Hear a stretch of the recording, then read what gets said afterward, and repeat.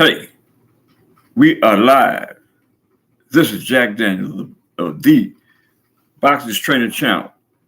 And as I stated, and I continue to state until you, the fan, the people, recognize that I am actually the best boxing trainer in the world. Why?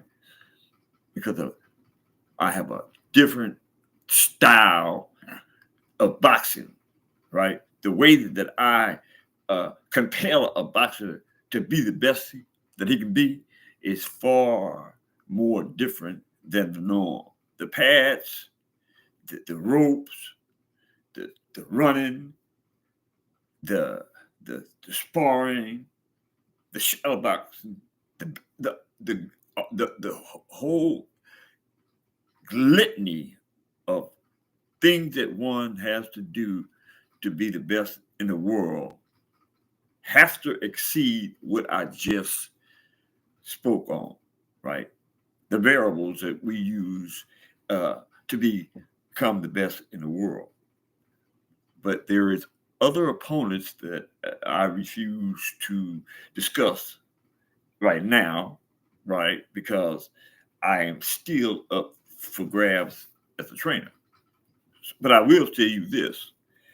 I will not train a person if I don't have a commitment that this person allows me to be in complete control of which direction I take them to greatness, because that's what it's about with me. I constantly use the phrase when reference to other people that I do believe have the ability to be great, and that same feeling, the same desire, that same compelling urge to be great is stored within the process of my mind.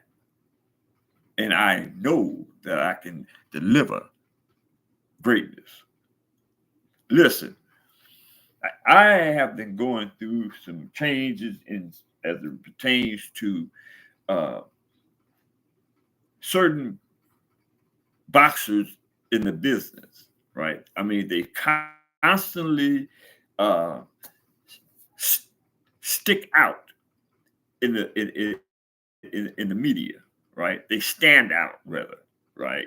I mean, it's always some type of controversy, and I don't really want to go off into to the particulars and pointing fingers at these individuals, but I'm going to say this, however, right? Certain fights that I know that the fans and the people want to see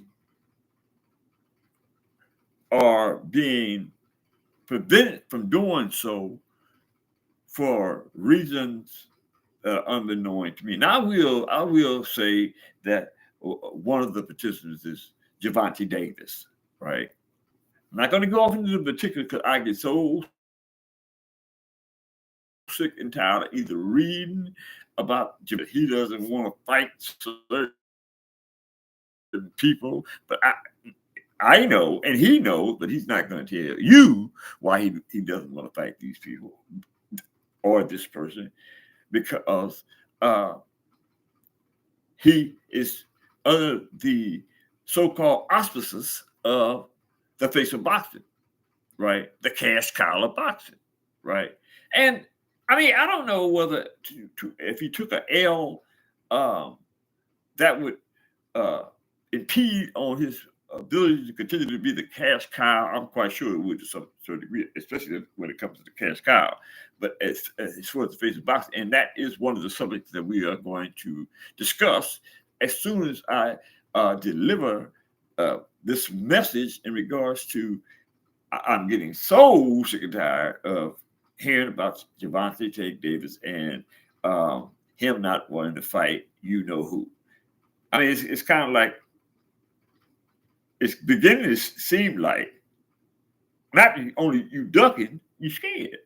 It's either one of the two, right? I mean, at some point, for you to say, sign the contract, send me the contract, and when the individual sends you the contract, you come up with another explanation for why it is that you're not going to sign the contract, or you're not going to fight so and so, right? And I don't know about any other fans. I'm speaking in so far as a trainer, right?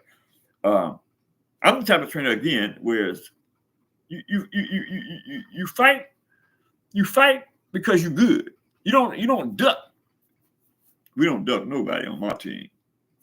Team Jack Daniels don't duck nobody. Team Jack Daniels don't duck nobody. Why?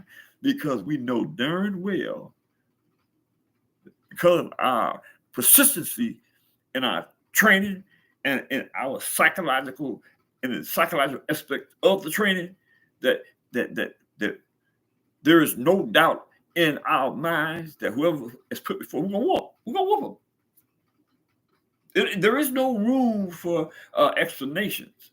You know what I'm saying? When a fighter has a substantial record, such as Gervante Davis, right? He has proven that he is good enough to basically whoop whoever they put before him. Now,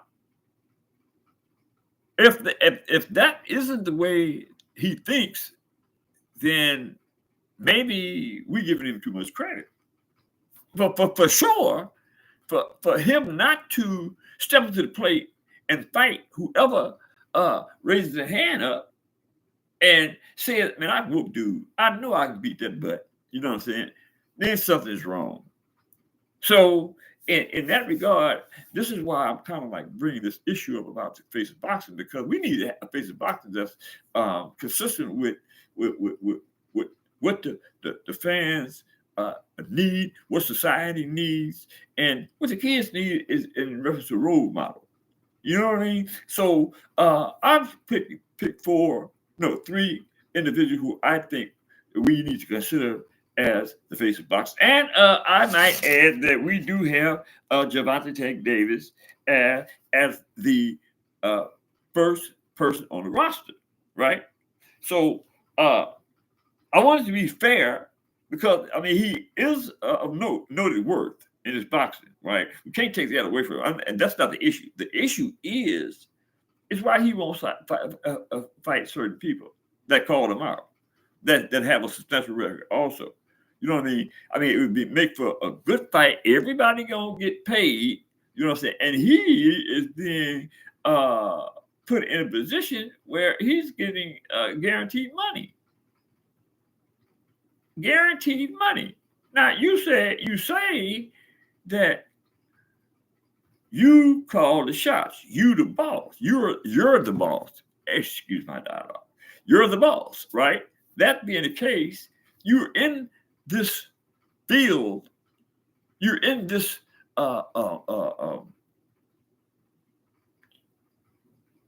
want to say job. The boxing is the job too, right? You're in this field of boxing, right, to get paid. Who would turn down? Come on now, think about this here. Who would turn down? Y'all know how much money. I don't want to be specific, because I don't want to. I'm just sick of talking about certain people, right? Especially Tank Davis, right? But the fact remains, you guaranteed a hellacious amount of money, right? Some tickets, quite a few tickets, right? A guaranteed amount of tickets to fight. And you saying no? Why? Why? What logical explanation are you giving the ones that pay your tickets, the ones that pay and feed you, the fans? Give the fans a logical explanation why you turn down all them tickets. Win or lose, it doesn't matter. I'm not saying that I want you to think you're going to lose, because you shouldn't think that. But there's a logical explanation for why you won't take all them tickets.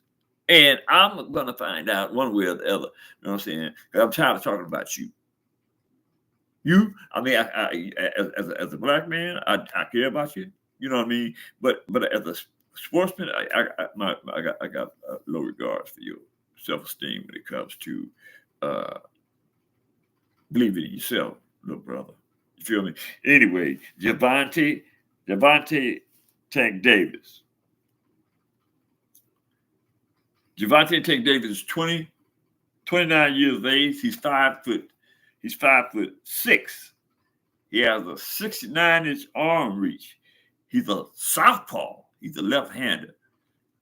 And I might add, he was a power punching left-hander. And a lot of people, now that's another variable with this here, right?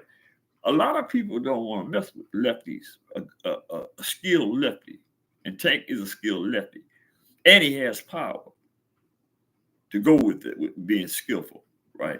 So that's another variable that you need to, you know what I'm saying, try to understand that people are looking at you sideways. You got all these qualities, but you turn down all this paper. And this is what you in the business for getting that paper. Correct? Tell me if I'm wrong or not. Drop Gervante Davis, drop a comment in the comment section and tell me if I'm wrong. That is, if you got any scruples and scrotums, you feel me? Drop a comment in the comment section and tell me I'm wrong. Gervante Davis has 29 wins, 27 by knockout. Has 0 losses, 0 stops, and no draws. Right? He has He has 3 champion. He's a 3-division champion.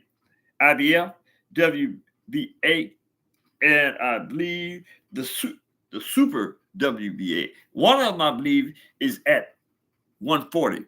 And I think that as a result of Mario Barrio. Mario Barrio, I think that was for a title at the 140-pound division, a WBA. So, he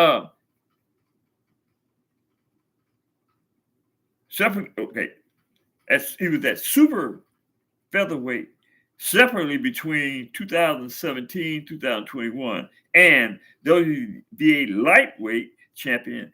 That has to be in 2022 because he self-elevated to super WBA champion as a result of Devin Haney dropping the belts. I would make for there's just a lot of different circumstances centered around why you need to fight. You know who, right? I'm tired of mentioning these names, but you know who I'm talking about. You feel me? So anyway, that's the first candidate, and he has an outstanding record. So let the record reflect. And I need y'all to give me some comments on who you think, after I'm finished, should be the face of boxing. Next is Saul Canelo Alvarez. Saul Canelo Alvarez is 33 years of age. He's 5'9". He has a 70.5-inch arm reach. He's a right-hander, right? He has 60 wins, 39 by knockout. He has 2 losses. One to the great Floyd Mayweather Jr. The other was to Bivol. His first name escapes me, but he was light heavyweight. He is the undisputed super middleweight champion of the world. He also has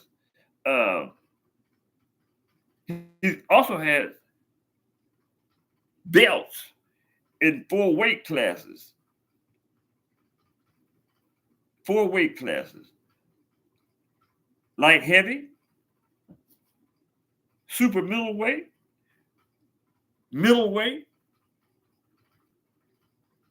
and super welterweight.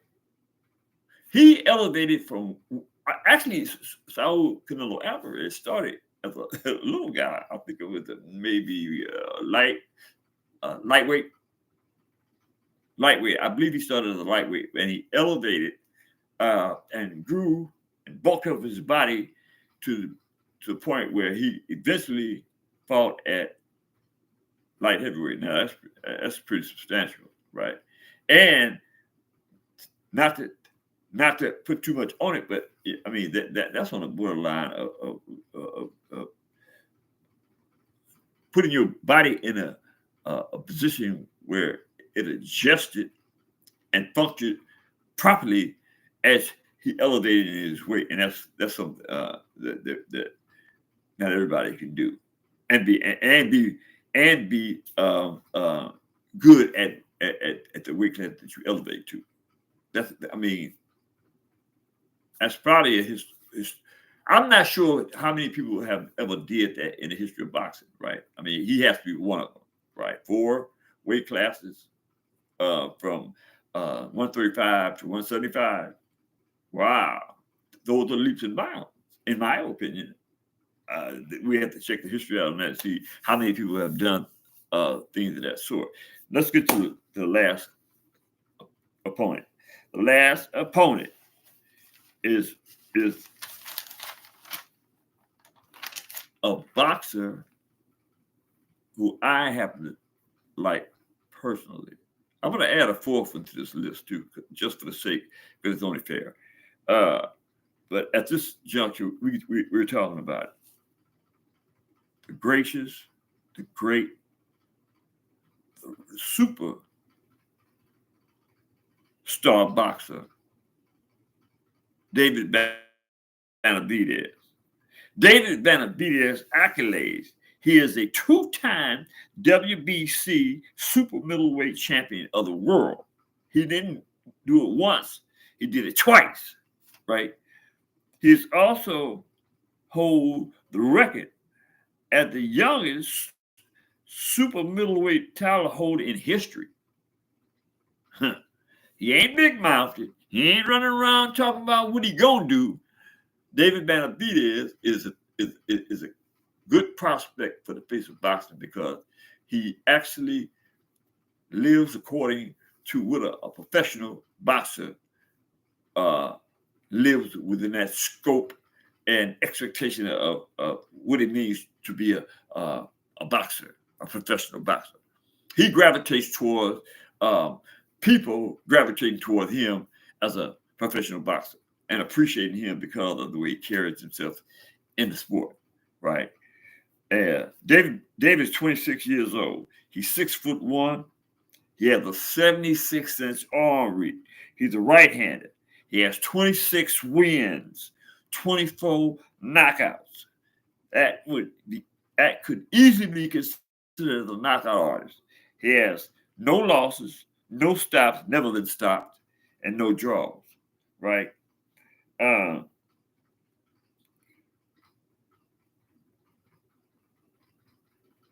David is one of the boxers in the super middleweight division who not everyone is prompting or willing to sacrifice and get in the ring with him because he's that bad.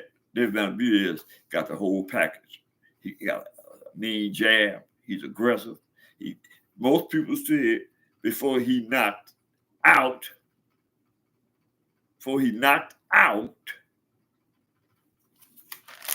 Demetrius Andres, right, that he had sloppy feet. I think he proved otherwise when he knocked down Demetrius Andres not once but twice before they stopped the fight. TKO, right?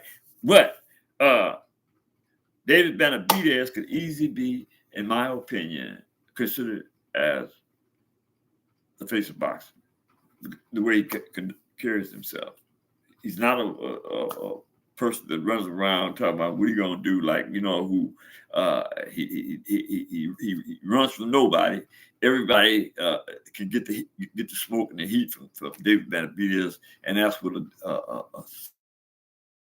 a real championship boxer does. He ain't hiding from nobody. He ain't ducking nobody. You know what I'm saying? And I just can't understand why people get the sport and then get to a point in their career where they find room to question the validity of their expertise.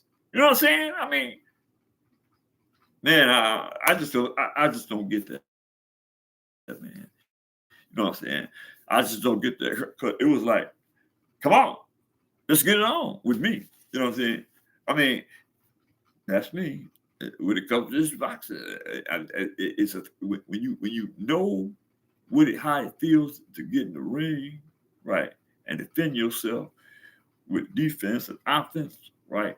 When you got a swift, skilled jab, a 4, 5, sometimes 6 uh, uh, punch jab. Come on, man, you good. And I did that. Anyway, that's off the table. We ain't talking about me, but I do love talking about the day when I was knocking them out and knocking them out, and then waking them back up before they hit the ground. Yeah, I've done that. I've done that. Ask around if there's any boxers that you know that have knocked a person out and brought him back to see with another punch before he hit the ground. I've done that. Anyway, David Benavidez, let's talk about him. We've done that pretty well, I think, and I would like some comments on what y'all think about David Benavidez possibly being a prospect for the face of boxing. Last but not least, Devin the Dream Haney. Devin the Dream Haney is the likeliness of a David Benavidez when it comes to conduct and how you carry yourself in and out the ring. He doesn't boast. He doesn't duck. You know what I'm saying? And anybody can get this heat. You feel me? So, Devin is 25 years of age. He has a 68-inch arm reach. He's a right-hander, and he's 31 wins, 15 by way of knockout, no losses, no stops, no draws, and he has previously been the youngest undisputed lightweight champion of the world of the full belt era. He's a bad man.